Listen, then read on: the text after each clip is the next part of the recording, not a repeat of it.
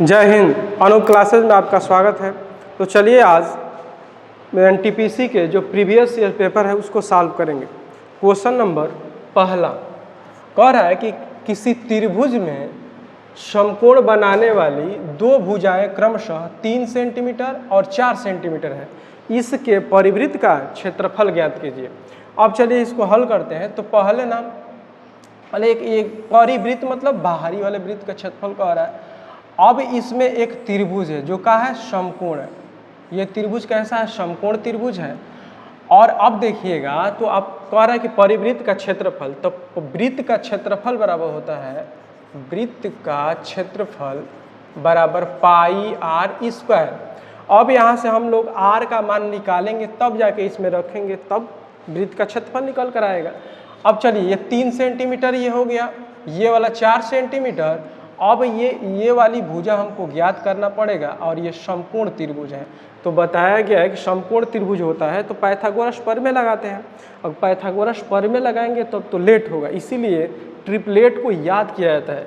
जैसे देखिए हम कुछ ट्रिपलेट बता रहे हैं जो याद आप भी कर लीजिए, जैसे 3, 4, 5, 5, 12, 13, 7, 24, 25, 8, 15, 17, ये सब ट्रिपलेट है। अगर याद है तो तेजी में हल करेंगे। ये जो बड़ी भुजा होती है वो कण होता है। उसके बाद 9, 40, 41, उसके बाद 11, 60, 61, ये सब ना। उसके बाद 20, 21, 29, ये सब ट्रिपलेट है। अगर ये याद है तो इन सवालों को बहुत तेज़ी में हल करते हैं। चलिए देखिए, अब ये 3 हुआ, 4 हुआ, तो ये पूरी भुजा यहाँ से और यहाँ की क्या हो जाएगा, 5 हो जाएगा। जब ये 5 है बाबू, तो अब यह वृत्त का है व्यास बन रहा है ना, तो पूरा जब व्यास 5 है तो त्रिज्या क्या हो जाएगा, त्रिज्या हो जाएगा 5/2। अब यहाँ पे हम क्या कर देंगे, रख देंगे। तो वृत्त का क्षेत्रफल पाई आर स्क्वायर, तो पाई आर मतलब इसका आप कैंसिल कर दिए, 2 दूनी के 4, 2 पचे 10, यानी 2.5 सेंटीमीटर। और इसमें क्या कीजिए, रखिए तो 2.5 पूरे 2.5। अब ये हो जाएगा, ये 25 का स्क्वायर होता है 625, और एक अंक दशमलव है, इधर एक अंक, तो टोटल 2 अंक पे दशमलव। उसके बाद पाई का मान नहीं है, पाई के रूप में आंसर ही है तो नहीं रखेंगे, सेंटीमीटर स्क्वायर। अब देख लिए 6.25 पाई सेंटीमीटर स्क्वायर, ये वाला ऑप्शन होगा। ट्रिपलेट अगर याद है तो आप क्वेश्चनों को बहुत कम समय में करेंगे। अब चलिए क्वेश्चन नंबर दूसरा हल करते हैं। देखिए क्वेश्चन नंबर 2 जो साधारण ब्याज चक्रवृद्धि ब्याज से पूछे गए हैं। अब देखिएगा कह रहा है ना, ये देखिए ये 750 है। 750 की निवेशित राशि पर 3 महीने का ब्याज 18 रुपया है। प्रति वर्ष साधारण ब्याज की दर ज्ञात कीजिए। देखिए ये भी एकदम बिल्कुल सिंपल सवाल है। पी का मान दे दिया है कितना, 750 रुपया। उसके बाद एसआई का मान दे दिया 18 और टी का मान दे दिया 3 माह। एक चीज़ देखिए, जब भी माह देगा ना तो उसको वर्ष में चेंज करना पड़ेगा, क्योंकि एक साल में, एक वर्ष में 12 महीना होता है। देखिए यहाँ से हम करेंगे, आप जानते होंगे कि एक वर्ष में 12 माह। तो ये बताइए एक माह में निकालेंगे कितना वर्ष, तो एक माह में 1/12 वर्ष होगा। इस बात को याद रखें, कभी भी जब माह देगा ना तो साधारण ब्याजों में हम उसको वर्ष में क्या करेंगे, चेंज करेंगे। तो करना ही पड़ेगा, माह को वर्ष में चेंज करना पड़ेगा, 12 से भाग देकर करना पड़ेगा। अब चलिए अब निकाल लीजिए साधारण ब्याज बराबर, आप सूत्र जानते हैं, P गुणे R गुणे T और बटा में 100 होता है। चलिए देखिए अब यहाँ से हम हल करते हैं इसको किस प्रकार। एसआई का मान दे दिया कितना, 18 रुपया, रख देंगे सिंपल सा। पी का मान कितना है, 750 रुपया। और आर का मान तो हमें ज्ञात करना है। और टी का मान देखिए अब ये 3 माह है तो इसको चेंज करेंगे तो 3/12 वर्ष में हो जाएगा, क्योंकि एक माह में 1/12 वर्ष, इसलिए 3 माह में 3/12 वर्ष। अब यहाँ रख देंगे डायरेक्ट 3 में, ये हो जाएगा 12 गुणे 100, कटा दीजिए, इससे ये कैंसिल। अब इसको बताए 3 चौके 12 हो जाएगा, आई 5 एकम में 5, 2 बचा ना, 5 एकम 5 और 5 5 25, ये हो जाएगा 5 दूनी के 10। चलिए अब देखिए 3 6 के 18, 3 5 15, तो अब हो जाएगा r बराबर 4 दूनी के 8 गुणे 6 और बटा में बाबू इधर कितना हो जाएगा 5। अब इसको कर लीजिए 8 6 के 48 यानी r बराबर 48 और बटा में 5। अब r का मान निकालेंगे तो 48 में 5 से भाग दे देंगे तो 5 9 45। अब दशमलव कितना बचा 3 तो 30 हो जाएगा। 5 6 के 30 यानी 9.6%। देख लीजिए ऑप्शन कौन है 9.6 ये वाला है। चलिए क्वेश्चन नंबर हम लोग तीसरा देख रहे हैं। देखिए ये भी सवाल ये परीक्षाओं में, ये रेलवे की परीक्षाओं में बार बार ही पूछा जाता है ऐसे क्वेश्चनों को, आप ध्यान दीजिए। देखिए तीसरा नंबर सवाल कह रहा है ना कि W X Y और Z आरोही क्रम में व्यवस्थित 4 संख्याएं हैं। अब देखो आरोही क्रम क्या होता है इसको समझिएगा। आरोही क्रम एक होता है ना अवरोही क्रम। अवरोही क्रम, देखो आरोही क्रम मतलब होता है, इसको कहते हैं बढ़ते क्रम, इसको कहते हैं घटते क्रम। तो बढ़ते क्रम मतलब छोटे से बड़े की ओर। जैसे मान लीजिए कोई पेड़ है और कोई छोटा है, इससे ये बड़ा, इससे ये बड़ा, इससे ये बड़ा, यानी आप जो 1 to ये जो गिनती है वो आरोही क्रम है, क्योंकि 1 से 2 3 ऐसे बढ़ते हुए अंत तक जाती है 100 तक। अब चलिए अवरोही मतलब अगर गिनती को उल्टा करके लिखते हैं वो अवरोही है, यानी सबसे बड़ा पेड़, उससे छोटा, उससे छोटा, उससे छोटा। तो अवरोही को घटते क्रम कहा जाता है, आरोही को बढ़ते क्रम। बढ़ते क्रम छोटे से बड़े की ओर और घटते क्रम बड़े से छोटे की ओर। अब चलिए इस सवाल को हल करते हैं। कह रहा है कि W X Y और Z आरोही क्रम में व्यवस्थित 4 संख्याएं, इनमें 3 न्यूनतम संख्याओं का औसत। न्यूनतम संख्याएं देखिए 4 संख्याएं W, उसके बाद X, उसके बाद Y, उसके बाद Z। अब देखिए न्यूनतम 3 संख्या है, तो न्यूनतम मतलब यही ना 3 संख्याएं होंगी, तो इनका औसत यानी W plus X plus Y और बटा में 3, इसका औसत कितना दे दिया बाबू, वो दे दिया 18। तो इसका योग W प्लस X और प्लस Y बराबर 18 3 54, इसको समीकरण 1 बना लीजिए। ठीक, अब चलिए अब कह रहा है कि 3 अधिकतम संख्या, तो यहाँ से ना ये वाला 3 अधिकतम संख्या ना, तो 3 अधिकतम संख्या को ले लेंगे तो ये हो जाएगा x plus y plus z. अब इसका औसत दे दिया है कितना, इसका औसत दे दिया है, इसका औसत 22 है। ठीक, तो अब निकाल देंगे x plus y plus z, अब बराबर 3 दूनी के 6, 3 दूनी के 6, समीकरण 2। अब हम ज्ञात करेंगे परिसर। और परिसर देखिएगा, परिसर क्या होता है, सबसे अधिकतम मान और माइनस न्यूनतम मान को घटा देंगे तो परिसर निकलता है। परिसर का यह सूत्र होता है, परिसर बराबर ये अधिकतम मान और माइनस न्यूनतम मान। अब चलिए अब अधिकतम मान माइनस न्यूनतम मान, अब समीकरण 2 में से समीकरण 1 को क्या कर देंगे, घटा देंगे। ये समीकरण 2 है और समीकरण 1 ये कर लेते हैं W प्लस X और प्लस Y बराबर 54, ये समीकरण 1 हो गया। अब इसी को क्या कर देंगे, घटा देंगे। घटाएंगे तो अधिकतम माइनस न्यूनतम मान आ जाएगा। चलिए घटाइए तो ये हो जाएगा माइनस, ये माइनस, ये माइनस, ये Y से Y कैंसिल, उसके बाद ये x से x कैंसिल। अब हो जाएगा z माइनस W, अब बराबर घटा दीजिए। तो घटाएंगे तो 6 में से 4 गया 2 और 6 में से 5 गया 1, यानी 12, यानी अधिकतम मान z है और न्यूनतम मान कितना है, W है। और इसका अंतर कितना आया, 22 है, और यही क्या होता है, अंतर होता है। अब देखिए ऑप्शन में कौन है, ये वाला। तो चलिए अब क्वेश्चन नंबर हम लोग 4 नंबर देखते हैं।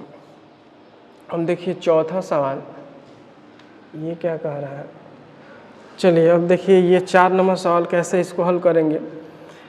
अब ये कह रहा है कि 4 कोसेक थीटा प्लस काट थीटा बराबर 2 हो तो काट थीटा का मान क्या कीजिए, ज्ञात कीजिए। चलिए कैसे देखिए, तो cosec theta plus cot theta बराबर कितना है, 2 है। और हम लोगों को ज्ञात करना है कॉट थीटा का मान। तो देखिए जब ऐसे सवाल आते हैं ना तो एक चीज़ देखिएगा, ये कोसेक थीटा और माइनस कॉट थीटा बराबर 1/2 जो उल्टा हो जाता है, सी माइनस करके पलट देंगे तो उल्टा हो जाएगा। अब क्या काम करेंगे इसमें कि अब तो देखिए इससे ये घटा जोड़ेंगे योगफल तो इससे ये कैंसिल हो जाएगा, तो अभी हो जाएगा 2 कोसेक थीटा बराबर 2 + 1/2। अब चलिए तो कोसेक थीटा बराबर ये हो जाएगा 2 दूनी के 4 1 5/2। फिर इसको देखेंगे यहाँ 2 रहेगा, ठीक। अब तो कोसेक थीटा का मान निकाल लेंगे, तो कोसेक थीटा बराबर 5 और बटा में इधर 2 आ जाएगा तो 2 दूनी कितना हो जाएगा 4, यानी कोसेक थीटा बराबर 5/4 हो गया।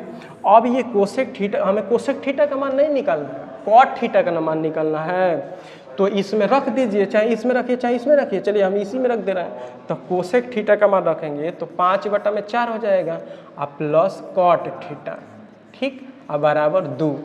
तो कॉट थीटा बराबर 2 - 5/4, तो कॉट थीटा बराबर कितना हो जाएगा, 4 एलसीएम ले लीजिए, 4 दूनी के 8, 8 में से 5 गया 3, यानी 3/4।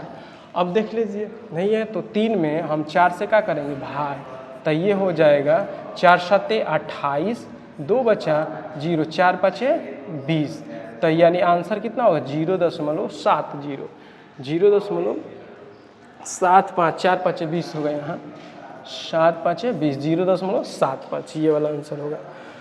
चलिए अब हम क्वेश्चन नंबर अगला देख रहे हैं 5 नंबर। चलिए देखिए 5 नंबर क्या कह रहा है, ये भी चक्रवृद्धि ब्याज का ये सवाल है। अब चलिए अब देखते हैं इसको कैसे हल करते हैं, ध्यान दीजिएगा। अब कह रहा है यदि 1000 रुपये की एक धनराशि 3 वर्ष में 1331 हो जाती है तो कह रहा है कि वार्षिक ब्याज की दर ज्ञात कीजिए। देखिए ऐसे सवालों को हम ना आप 60 काट कीजिए। देखिए हम कैसे बता रहे हैं, ये 3 वर्ष है और उसके बाद कह रहा है कि 3 वर्ष में जो ब्याज है 1331 हो जा रहा है। अब देखिएगा मान लीजिए ये 1000 तो दिया है, 1000 है बाबू, अब ये कह रहा है कि 1331 हो जा रहा है। देखिए इससे क्वेश्चनों को ना आप थोड़ा सा ट्रिकी मेथड से कीजिए तभी परीक्षाओं में हल कर पाएंगे। लॉन्ग मेथड करेंगे तो वहाँ उतना टाइम नहीं रहेगा आपको करने के लिए, आप पीछे चले जाएंगे बहुत से सारे छात्रों से, इसलिए आप जल्दी में करने के लिए सीखिए। देखिए 3 वर्ष ये 1000 है, 1331 है, और 3 वर्ष होगा ना बहुत, इसका घनमूल निकाल लीजिए बस। अगर 2 वर्ष होगा तो इसका वर्गमूल, ऐसा वो क्वेश्चन देगा कि उसका वर्गमूल चाहे घनमूल बन ही जाता है। चलिए तो इसका हम निकाल लेते हैं घनमूल। चलिए घनमूल निकाल लेंगे तो यहाँ से देखिए जब घनमूल निकाल रहे हैं या 3 कर लीजिए ताकि पता चलेगा। तो ये 10 का घनमूल है बाबू, ये कितना का है 11 का है। इतना तो आप जानते ही होंगे कि इतना तो वर्ग और घन तो याद ही करना पड़ेगा। पहले 10 था अब 11 हो गया, कितना बढ़ा 1 बढ़ा, किससे बढ़ा 10 से, अगुड़े 100, तो कितना हो जाएगा, इससे कैंसिल, तो कितना परसेंट 10%। इसका आंसर कितना हो जाएगा 10%। देखिए ऐसे सवालों को आप ऐसे ही कीजिए, ठीक ना, तो बहुत तेज़ी से हल कर पाएंगे। यदि सवाल ये परीक्षाओं में पूछे ही जाते हैं, पूछे भी गए हैं। चलिए देखिए क्वेश्चन नंबर 6वां देखते हैं। क्वेश्चन नंबर 6 जो परीक्षा के दृष्टि से ये भी क्वेश्चन बड़ी महत्वपूर्ण है। देखिए कह रहा है कि दो संख्याओं का HCF और LCM क्रमशः 19 और 342 है। तो कह रहा है यदि एक संख्या को 2 से विभाजित करने पर भागफल 19 आता है तो दूसरी संख्या क्या कीजिए, ज्ञात कीजिए। अब देखिए आप अगर सूत्र अगर याद है, देखिए आपको अगर जानना है तो पढ़ना तो पड़ेगा, नहीं पढ़ेंगे तो उतना नहीं जान सकते हैं। सोचेंगे कम पढ़े ज़्यादा जाने, ये तो असंभव बात है, इसलिए जानने के लिए पढ़ना तो पड़ेगा ही। अब देखिएगा हम जानते हैं पहली संख्या गुणे दूसरी संख्या बराबर LCM और गुणे का हो जाता है बाबू HCF। ये तो सूत्र आप पहले पढ़ चुके हैं। देखिए हम कैसे हल कर रहे हैं। अब कह रहा है ना कि इसमें से एक संख्या को 2 से विभाजित करने पर भागफल कितना आता है? 19 आता है और शेषफल 0 आता है। तो एक संख्या तो निकाल ही लेंगे ना। ये बताइए यहाँ से कोई संख्या है और इसको ना 2 से विभाजित किया जाता है तो भागफल 19 आता है, अर्थात 19 दूनी 38 हो जाएगा ना वो संख्या, क्योंकि शेषफल 0 आता है। मान लीजिए वो संख्या x है और इस संख्या में 2 से आप भाग दे रहे हैं तो भागफल 19 आ रहा है, शेषफल 0, तो वो संख्या कितना हो जाएगा? 19 दूनी 38 नहीं पढ़े हैं कि भाज्य बराबर भाजक गुणे भागफल प्लस शेषफल। यहाँ से आप तुरंत एक पहली संख्या कितनी हो जाएगी? 38, और रख लीजिए। तो पहली संख्या 38 गुणे दूसरी संख्या बराबर एलसीएम कितना बाबू? 342 और एचसीएफ कितना है आपका? 19। तो दूसरी संख्या आप ज्ञात कर लेंगे। तो 342 गुणे 19 और बटा में 38, तो 19 दूनी के 38 और इसको कटा दीजिए तो 2 एकम में 2, 2 सत 14, 2 एकम में 2, यानी जो दूसरी संख्या होगी 171 होगा। दूसरी संख्या 171। देखिए हम कैसे कर दिए इसको हल। तो अगर आपको ना, अगर आप पहले से भी पढ़े होंगे तो आप इस क्वेश्चनों को आप प्रैक्टिस कर दे सकते हैं। बड़ी आसान सवाल होते हैं, लेकिन टाइम तो देना पड़ेगा। अगर सोचेंगे कि बहुत अगर पढ़े नहीं और सब सवालों को जान जाए, ये असंभव ही है। देखिए 4 वर्ष पहले विकास और राहुल की आयु का अनुपात 3:5 था। देखिए 4 वर्ष पहले की बातें हैं, 4 वर्ष पहले, ध्यान से देखिएगा, बिल्कुल हम समझा रहे हैं। देखिए 4 वर्ष पहले अब मान लेते हैं विकास और बाबू राहुल, विकास और राहुल, इसका 4 वर्ष पहले यह अनुपात 3:4 था। कितने वर्ष पहले? याद रखिएगा, ये 4 वर्ष पहले की बातें हैं। ये 4 वर्ष पहले विकास और राहुल का जो आयु का अनुपात था इतना था। तो वर्तमान निकाल लेंगे ना। अच्छा ये बताइए बाबू, वर्तमान आयु निकालेंगे यहाँ से ना, तो ये 4 वर्ष पहले का है ना, तो 4 वर्ष इसमें जुटेगा, यानी x + 4 हो जाएगा ये वर्तमान, और 4x + ये 4 ये वर्तमान। ये दोनों की वर्तमान आयु आ गई। अब कह रहा है कि 6 वर्ष बाद, एक चीज़ याद रखिएगा, देखिएगा, अगर हम ना, जैसे हम अगर बच्चे हैं, जैसे छोटे हैं, तो हमारी उम्र बढ़ेगी और तो हमारे पापा की भी उम्र बढ़ेगी। हम जैसे जैसे जवान होंगे हमारे पापा भी धीरे धीरे बूढ़े होंगे। ये चीज़ याद रखिए। ये नहीं कि हम बड़े होंगे और हम पिताश्री वैसे ही रहेंगे, नहीं। जो भी उम्र होता है ना, ये दोनों में सामान्य बढ़ता है। वैसे ही देखिए कह रहा है कि 6 वर्ष बाद यह अनुपात 4:5 हो जाएगा। तो ये 6 वर्ष बाद, तो 6 वर्ष बाद यहाँ निकालेंगे तो 3x + 6 जोड़ेंगे तो 10 हो जाएगा। और इसमें भी 6 वर्ष जोड़ेंगे तो 4x और 6 4 कितना हो जाएगा? 10, क्योंकि 6 वर्ष बाद दोनों में नहीं जुटेगा बाबू। ये वर्तमान है तो इसमें 6 जोड़ेंगे, 6 4 10, इसमें 6 4 10। यह अनुपात कितना हो गया? तो 4/5 हो गया। तो 5 × 15x प्लस 10 × 5 = 50 बराबर 4 के 16x प्लस कितना हो जाएगा? 40। इसको घटा दीजिए तो x बराबर, उसको उधर लेकर चले जाएंगे तो कितना हो जाएगा? -10। इससे ये कैंसिल, तो x बराबर कितना आ जाएगा? 10। तो क्या पूछा है? तो कह रहा है ना कि राहुल की वर्तमान आयु ज्ञात कीजिए। राहुल की वर्तमान आयु, ये ना राहुल की वर्तमान आयु, ये ना बाबू, देखिए याद रखिए, ये इसमें रखेंगे क्योंकि ये वर्तमान आयु है। तो राहुल की वर्तमान आयु 4 × 10 प्लस कितना हो जाएगा? 4। तो कितना कर देंगे? 40 × 4 = 44। कितना हो जाएगा? 44। कहीं गलती हो गई, फिर एक बार देखते हैं। कह रहा है कि 4 वर्ष पहले विकास और राहुल की आयु का अनुपात 3:4, 3 संबंध बाबू यहाँ 5 है, यहाँ गलती हो गया है, ये 5x हो जाएगा, ठीक ना। तो आप अभी यहाँ जोड़ेंगे तो यहाँ 3x + 4, यहाँ बाबू फिर से देख लेते हैं, प्लस गलती हो गया, थोड़ा सा मिस्टेक, 5x + 4 हो गया। इसमें देखिए 4 जोड़ हो गया, इसमें 10 हो जाएगा। यहाँ पे बाबू कितना कर दे रहे हैं? 5x प्लस कितना हो जाएगा? 10। चलिए यहाँ से फिर एक बार देख लेते हैं, वहाँ हम गलती कर दिए थे। चलिए तो 5 × 15x हो जाएगा और 10 × 5 = 50 हो गया, बराबर 5 के 20x प्लस कितना हो जाएगा बाबू? 20x और 10 चौके 40 हो गया। इसको इधर लेकर आएंगे तो -5x, और इसको उधर भेज देंगे बहू तो माइनस कितना हो जाएगा 10, क्योंकि -50 में से 40 गया 10, इससे ये कैंसिल। x बराबर कितना हो जाएगा 5 दूनी के 10, x का मान कितना हुआ 2। तो कह रहा है कि राहुल की वर्तमान आयु, तो ये ना वर्तमान आयु है तो इसमें रख देंगे, तो 5 दूनी के 5 गुणे 2 और +4, 5 दूनी के 10 4 14, यह कितना हो जाएगा 14 वर्ष। देखिएगा यहाँ थोड़ा सा हम मिस्टेक कर दिए थे, कोई बात नहीं। चलिए अगला क्वेश्चन देखते हैं। अब क्वेश्चन नंबर 8वां देखते हैं। देखिए क्वेश्चन नंबर 8, ये कैसे हल करेंगे इस चीज़ को देखिएगा, देखिए बिल्कुल ध्यान से। ये भी क्वेश्चन बिल्कुल आसान है, आप अगर पहले से पढ़े हैं तो इसका प्रैक्टिस कर सकते हैं, नहीं तो आप समझिए। देखिए कह रहा है कि दो संख्याओं का गुणनफल 0.32 है, इनमें से एक संख्या 1.2 है, तो कह रहा है दूसरी संख्या क्या कीजिए, ज्ञात कीजिए।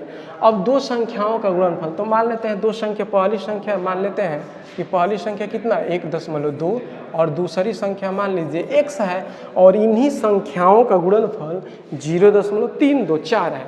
तो 1.2 गुणे x बराबर 0.324, तो x का मान निकाल लेंगे तो 0.324 और बटा में बाबू 1.2।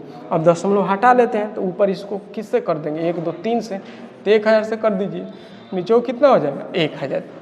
अब करेंगे तो है तो 3 गो जीरो से पूरा दशमलव का हो जाए हट जाएगा 324। आइए देखिए एगो जीरो ये से है दशमलव हट जाएगा तो 12 होगा, अब बटा में कितना हो जाएगा 100।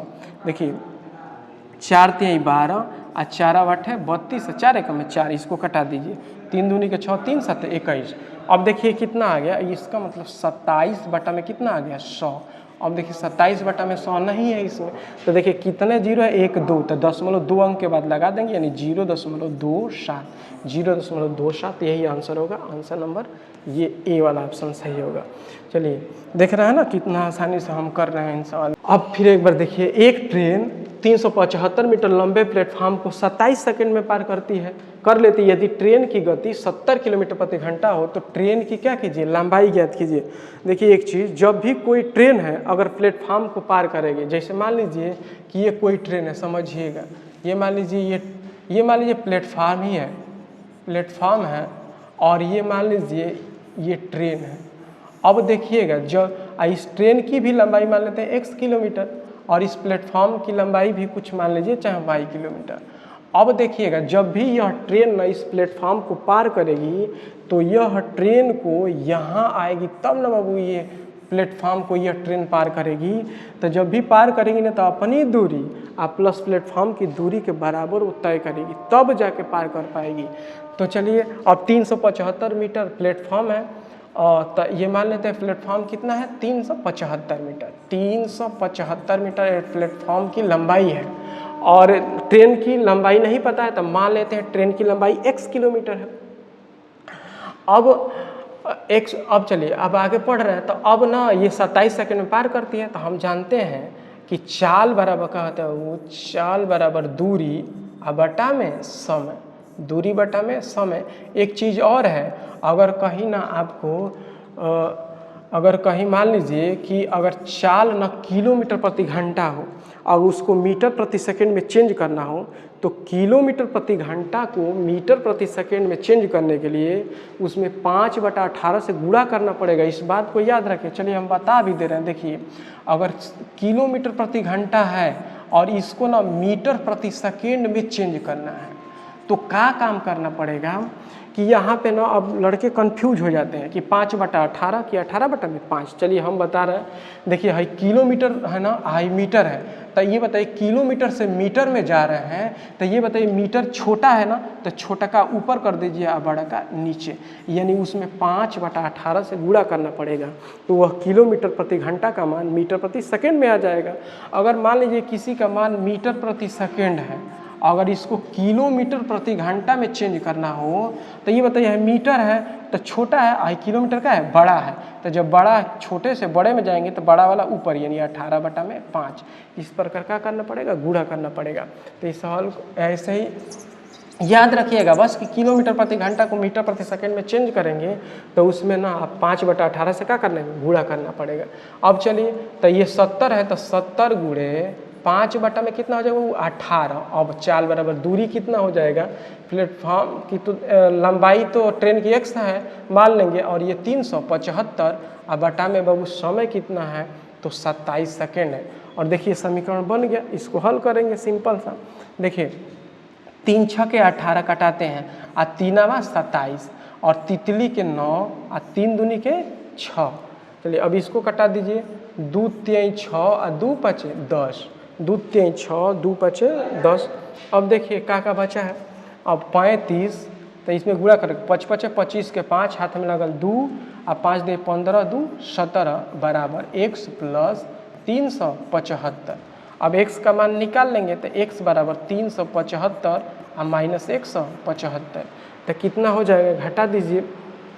घटाएंगे तो 5 में से 5 गया 0, 7 में से 7 गया 0, 3 में से गया 200 मीटर। कहाँ कहीं गलती हो गया, चलिए एक बार और देख लेते हैं कहीं मिस्टेक हुआ है। चलिए देखते हैं, कोई दिक्कत ना है, एक बार और देखिए कहाँ 70 किलोमीटर प्रति घंटा, तो ये हो जाएगा 70 गुणे 5 बटा में 18 कर देंगे बाबू। चाल बराबर दूरी कितना हो जाएगा x प्लस 375, ये जोड़ेंगे ना क्योंकि प्लेटफॉर्म और ये ट्रेन की लंबाई है। अब बटा में कितना हो जाएगा 27, कटाइए 3 छके 18, 3 27, तितली के 9 और 3 दूनी के 6।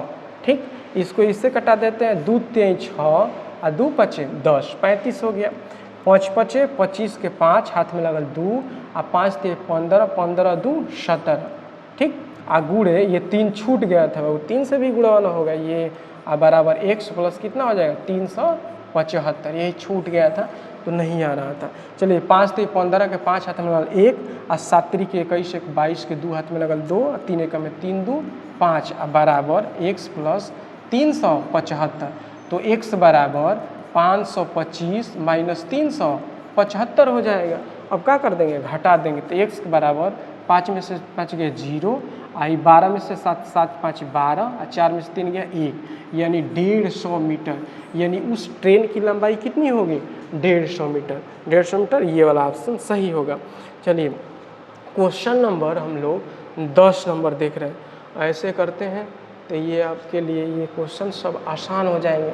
देखिए ये इसको किस प्रकार हम करेंगे, देखिए समझिए। कह रहा है ना कि किसी समचतुर्भुज की एक भुजा 13 सेंटीमीटर है, तो उसका एक विकर्ण 10 सेंटीमीटर है, तो उससे विकर्ण दूसरे विकर्ण की क्या कीजिए, लंबाई ज्ञात कीजिएगा। अब समचतुर्भुज की बात है, अब समचतुर्भुज की थोड़ा सा इसको देखिए, इसके बारे में जानिए। ये समचतुर्भुज है और ये समचतुर्भुज देखिए वो आम समचतुर्भुज में ना सभी भुजाएं आपस में क्या होती है, बराबर होती है, और इसके विकर्ण ना एक दूसरे के 90 अंश पे क्या करते हैं, काटते हैं। अब चलिए तो एक भुजा ये 13 सेंटीमीटर हो गया। अब इसका एक ना विकर्ण 10 है, अब ये एक विकर्ण कितना है बाबू 10 सेंटीमीटर।